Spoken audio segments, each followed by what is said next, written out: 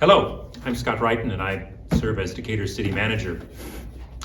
The last meeting of the City Council held on January 18th included some sort of housekeeping matters and normal things related to the management of the city, but one very important milestone, and that has to do with the Brush College Road project at Ferries Parkway.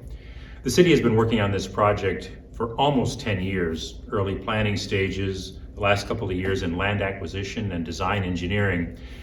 And now the project has had its final City Council approval, solidifying and formalizing the agreement with the state of Illinois, mostly through the Illinois Commerce Commission and the Illinois Department of Transportation, that arranges for all the different parts of the funding and this project to come together. It involves 2 railroads, it involves funding from 6 different sources. It's been a very complex project. And the bids for this project will be opened this coming Friday, a bid opening that'll be conducted by the state of Illinois. So we don't have a timetable yet for this project, which will probably, we estimate, take at least 2 years to finish, so there will be substantial disruption there on the east side of the city. This project, estimated in total cost to be more than $62 million, including all the design engineering, all of the land acquisition and related costs, not just the construction costs, of which about $48 million is in construction. The really good news, besides the fact that this project is now finally to the bidding stage, is that the city of Decatur's portion of this project is only a little over 6%. It's a very large project, but a comparatively small amount of it having to be paid by our own local sources and motor fuel tax revenues. The project will be administered by the state, but the city of Decatur will provide design, engineering, and day-to-day oversight of the project. Once we know the identity of the contractor, which we should here in a month or so, then we'll be able to provide more detailed timetables, when roads will close, what detours will be, because we will have a specific contractor named with whom we can work out these details. So during that 2 years of construction, it'll certainly be a challenge for the city to make sure that citizens are informed about detours and about other delays that they'll experience there on the east side of the city. We're committed to doing that, but we want everybody to know that as important as this project is and how transformative it is to helping businesses, transportation in that part of the city, we also will have to deal with some disruption. The City Council also acted on 2 measures related to bridge improvements. We'll be doing some bridge improvements on the Garfield Street Bridge that crosses 22nd Street, as well as the Grove Street Bridge that crosses over the Sand Creek arm of Lake Decatur there on the south side of the city. These are bridges that either need some major maintenance work or complete replacement of the bridge decks. The city continues with its side lot program. That's what we call it. What it really is the city has increased its inventory of vacant lots that we have acquired through the Macon County trustee process or through tax foreclosure process or any number of other condemnation processes where we end up with the land. Sometimes it's got a house on it, but 90% of the time, by the time the city gets these properties, they're vacant lots. We don't want them to just add to our mowing responsibility and mowing costs. We want to move these into more productive use and get them back on the tax rolls. In some cases, there's 2 or 3 or maybe even 4 lots altogether where that might be a buildable site.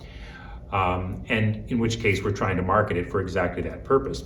But in the vast majority of cases, these are single lots in residential zones where the best use of it is to be added to the side lot of the adjoining residential property. We have a map on our website where you can digitally view where all of these sites are, along with instructions for how you can acquire some of these lots, especially if you're the adjoining property owner, usually for as little as $700. Another new initiative of the city is something we call Access Decatur. This is a portal, also available through our website, where some of the grant funding programs and other assistance programs that the city offers, either directly or through its partners like the CICD, so that you can access these things through the website much more easily and get the money and the other assistance that these programs provide. The Decatur Access Portal, which is on the city's website. One of the other actions taken by the City Council at the last meeting is to adopt what they call their strategic plan. This is a process that the City Council goes through every 2 years. for a 2-year cycle. And they did it in 2019, and many of the items that were covered in 2019 carry over in an updated fashion in the 2021 to 2023 strategic plan. Neighborhood revitalization remains the City Council's primary objective, followed by workforce development, improving downtown, being even better stewards of the lake, having better use of applied technologies, and some other objectives that you can also read about on the website. As we prepare future initiatives for the City Council, as we prepare the budget, as we go after grants, this document will help guide the city. Finally, I want to mention, as many of you have already seen in the media, that the COVID numbers, the virus cases, continue to go up.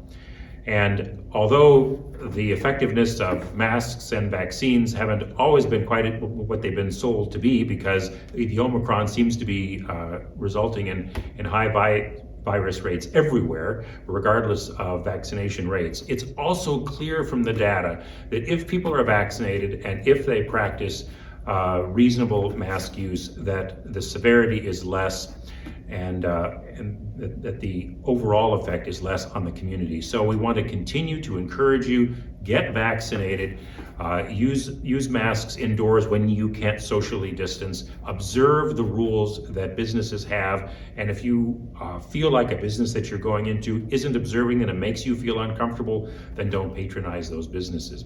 If you believe that a business has been flagrantly violating, or continues to flagrantly violate these rules and place their patrons at risk, please call with information to the city manager's office, my office, and we may do some follow-up on that.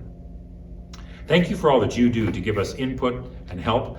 We can't do it without your assistance, and I look forward to talking to you next week.